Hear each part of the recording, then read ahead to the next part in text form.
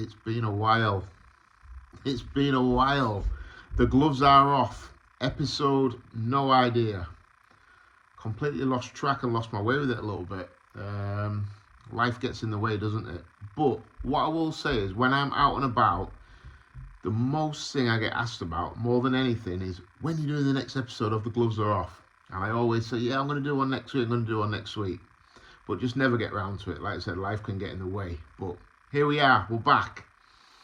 And I'm thinking about what do I want to talk about? What do I think is relevant to me at this moment in time? No doubt there'll be. I'm going to do these regular now.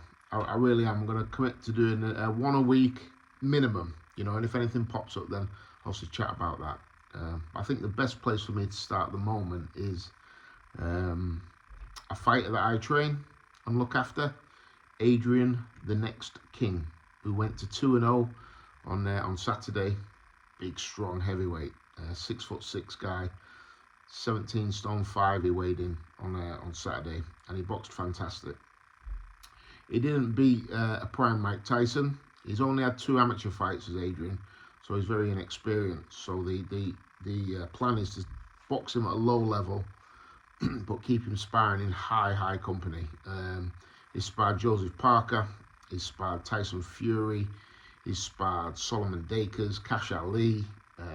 He's been in with most of the top fighters in Great Britain, and he's only 19 years of age. So I've said this before, and no doubt if it doesn't happen, they'll put this on replay over and over again, make a meme out of me or whatever it is.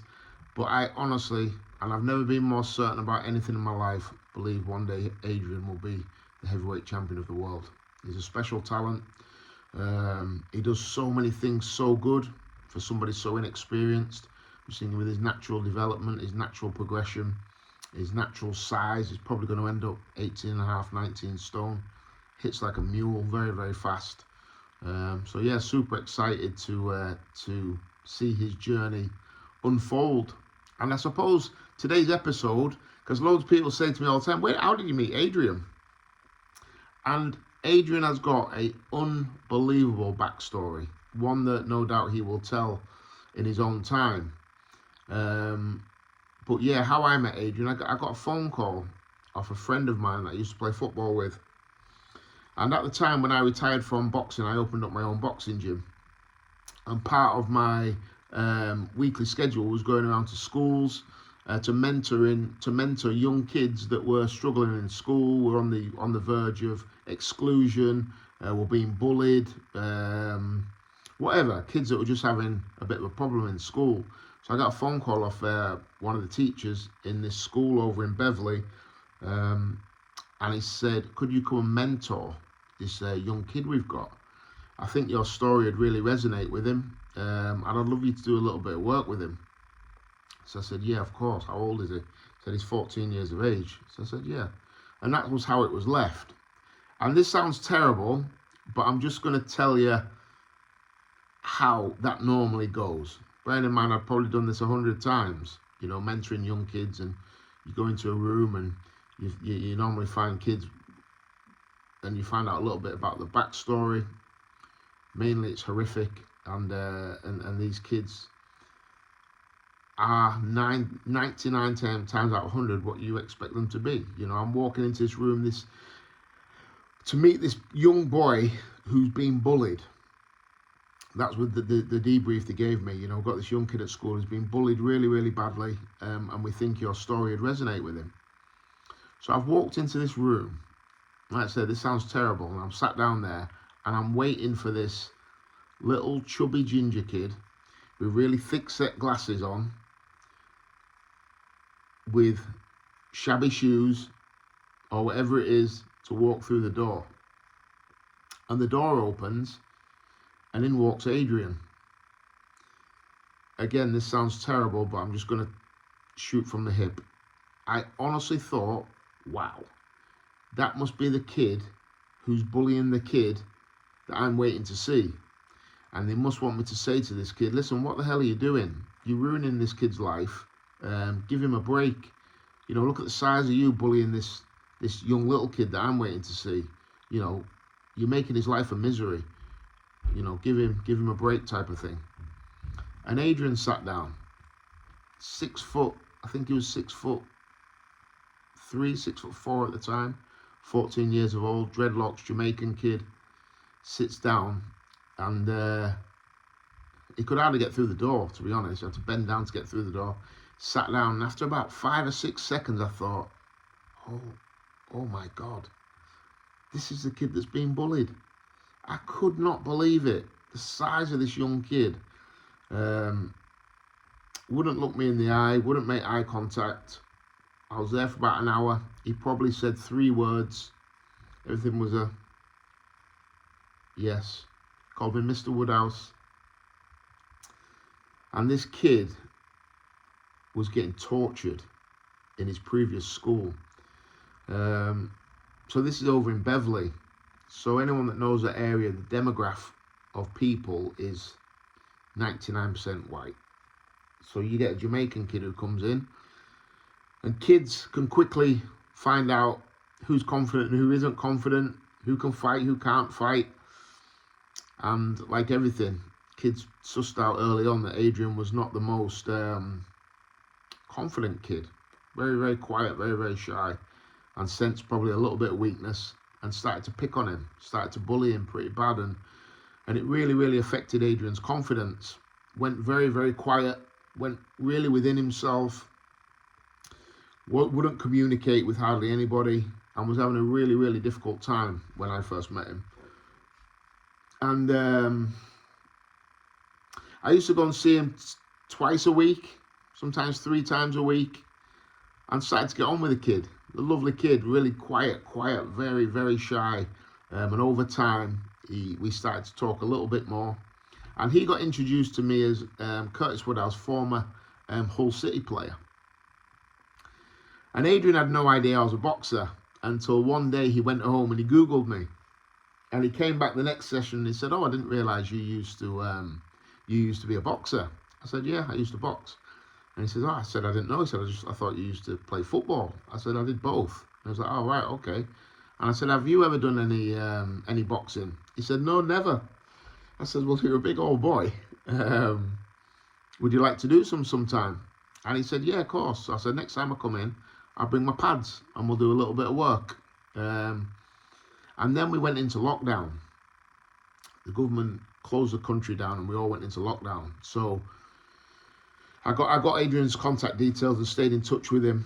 And when we could meet in 1s or 2s or whatever, go for a walk with him and little bits and bobs, and just stayed in touch with him and just kind of made sure I was there if he needed to chat or just needed to spend an hour with somebody and talk about all sorts, really. And once lockdown disappeared, my gym opened again. So he started to come into my boxing gym. And the first time I took him on the pads, like everybody, I mean, he's 6'6" now. By the time 6'3", all arms and legs, very gangly, very lean and gangly, and had not really fully grown into his body. So he was all over the place. I've got some brilliant videos of Adrian when he first started. And he's all over the place, arms and legs, you know, he's trying to throw a jab and he just doesn't know what he's doing. Like when we all step into the boxing gym for the first time, it's like trying to read a new language. You don't know what it is. And he really, really struggled, but he really enjoyed it. I think because physically, Adrian can do anything, absolutely anything. And I think he'd found something that didn't come easy to him physically. So it intrigued him. So he kept coming and coming and coming, and started to get better and better and better quickly, until the point where I thought, wow, this kid's maybe ready for a little spar. When I say better, we were doing the bags, we were doing the pads, we were doing the footwork, the basics. And he picked it up pretty quick. The thing is, anyone that sees this who understands boxing, to find someone to spar a 15-year-old heavyweight is very, very, an inexperienced one is very, very difficult. Because once you start sparring, once you're a big kid and you start sparring, you're sparring other big kids. Obviously, my duty of care is to my fighter to make sure he doesn't get hurt. So in all my wisdom, I thought, well, don't really want to take him around other gyms just yet. He's not ready. but he definitely needs to spar to get the essence of boxing. Who can spar with him? I thought, I might as well do it, I suppose. So I put the head guard on, got the gum shield in, and we had a little move around. We did a couple of rounds. I've actually got them rounds on film. And I've said to Adrian, when you become heavyweight champion of the world, I'm going to release this so the world can see, or my kids can see more than anything. Hey, listen, Dad schooled the heavyweight champion of the world one day. And we just had a little move around, and I gave him a few digs because you've got to find out. You've got to find out. These kids are about it if they can fight. Like I said, I didn't want to take him to the gym, so I had to dig in a few myself. But he took them just fine. That was the first time I thought, this kid could maybe do something. I won't bore you with the whole journey. I will another time. It's not my story to tell. But what I will say is, you fast forward 5 years' time, he now sits in the back of my car, taking the mickey out of me. The kid's got a beautiful personality. He's funny. He's confident, but not arrogant. Believes in himself. He's got a real steely determination as Adrian, which I found out over time. And when you put him into a big occasion, he loves it. I found that about him as well over time. When we went sparring, when he had his amateur debut fight, when he made his professional debut, when he boxed on Sunday, he loves it. He's not one of them that's loud and brash. Sometimes he's very, very quiet. And so, early on I'm thinking, oof, what's he thinking? Is he a bag of nerves? But he's not. He loves it. He absolutely loves it. I found out actually he's a bit of a show off. He loves the cameras, loves the lights, camera action, absolutely loves it. And so you fast forward 5 years from then, and Adrian had his second professional contest on Saturday and won by a second round knockout and boxed beautifully. So patient, so calm. Talk Sport Radio were commentating on it.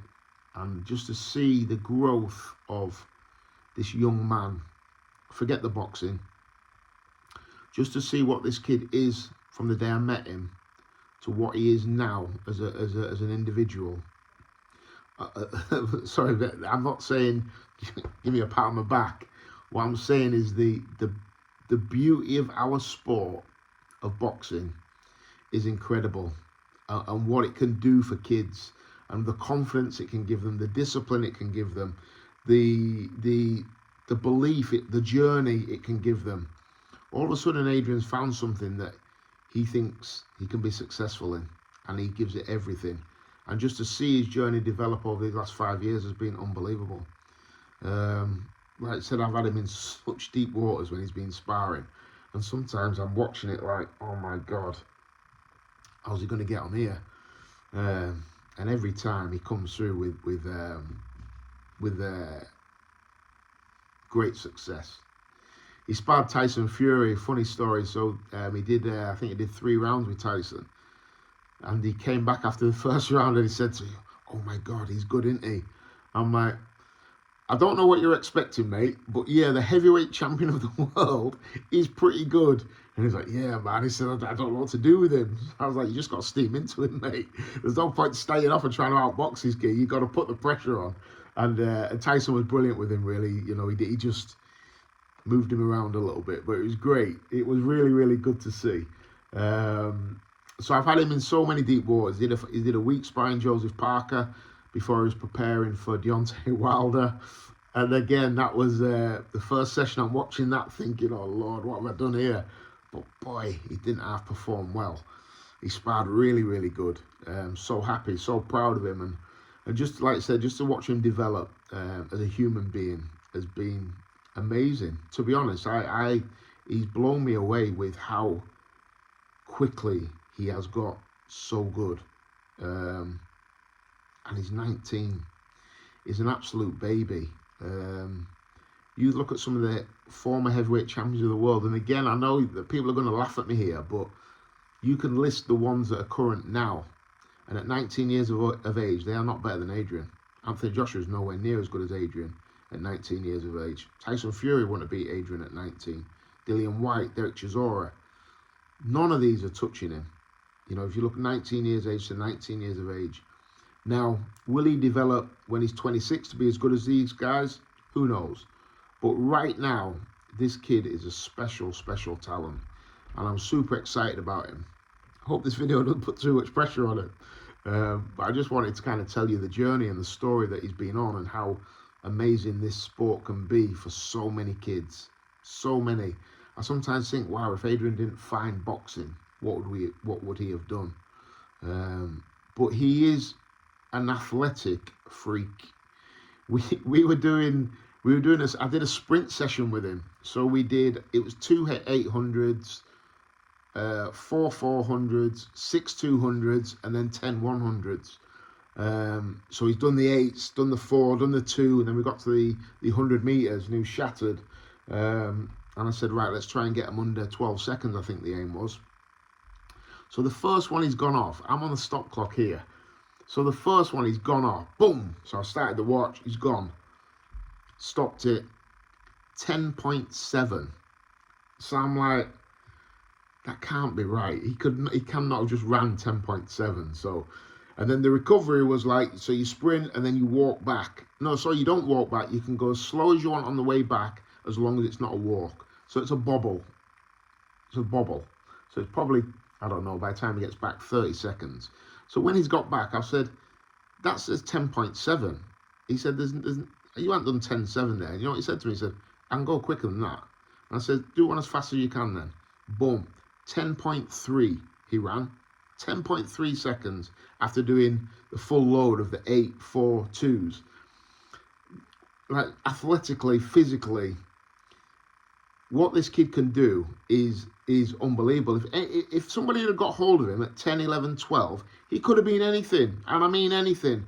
Basketball, American football, a football player, rugby player, athletics, anything. He's a special, special athlete. And luckily for boxing and luckily for him, he found boxing. And I say to him all the time, like, how the hell were you getting bullied?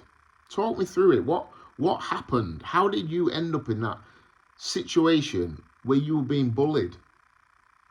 And he said to me, I honestly don't know. He said, I didn't do anything. He said, I just froze. And he said, I knew if I really lost my temper, I was going to hurt somebody. And he said, and I didn't want to, because I knew if I did, I'd get in trouble. So through fear, he just didn't want to do anything. And he let these kids take liberties. And it makes me so angry. And yeah, I can't get my head around it. But let me tell you now, there ain't going to be anybody bullying anytime soon. But he's probably, I don't actually think Adrian's ever had a fight before. Like I said, he's a really, really nice, polite kid. Until the bell goes. And then he's vicious. And he's got serious power, knockout power. I've seen him knock some people out badly in sparring. Obviously last Saturday he knocked the guy out with a beautiful chopping right hand.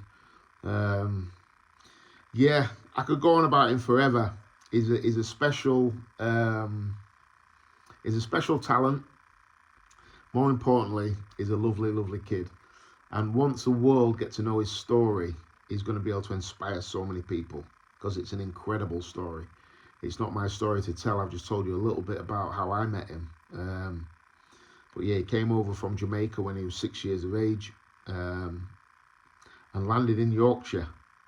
He said to me actually one day, he said, I went to sleep one day and I woke up. He said, I looked out my window and it was snowing. He says, I can't even remember coming from Jamaica and ended up in England. He said, I woke up, looked out the window and it's snowing. He was like, what the hell? He'd never seen snow before in his life. And he landed in England and it was snowing. And he asked his mum, where am I? She says, oh, you're in England. And he had no idea how he got there. So yeah, the kid's got a remarkable story, and his journey in boxing, who knows where it can end. Like I said, I've openly said, I believe this kid's going to be the heavyweight champion of the world. I really, really do. My job is to make sure that we go at a pace that suits him. Not too quick, slow. Box him at a lowish level, but spar him in world-class level. So he'll learn when he's doing his rounds, and then he gets the experience of being under the lights, because that's really, really important as well. And then when he's ready, the safety belt comes off, and let's see where this kid ends up. But yeah, keep your eye out for him. Adrian, the next king. If you follow me on social media, you'll have seen loads of him anyway. He's all over my social media. And I've got another one coming through as well, who's going to be making his debut in September, October time, professional debut. He's called the Ghanaian Nightmare, Gideon Anaba. He's a middleweight with dynamite in his gloves. So these two are really, really exciting. I can't wait till I get these both these on the same shows together. They're going to light up so many venues around the United Kingdom. Super excited, and I'll tell you all about Gideon on another episode. But I'm back. The gloves are off with myself, Curtis Woodhouse, and yeah, I might bring one out next Wednesday as well. So it's my birthday next Wednesday. I'm 44, so I might do a little recap of my life. But yeah, right now I'm just letting you know about a couple of weapons that I train, and they're gonna do great things. Super excited. Hope you're all good, guys, and appreciate you listening to that little episode, and it's good to be back.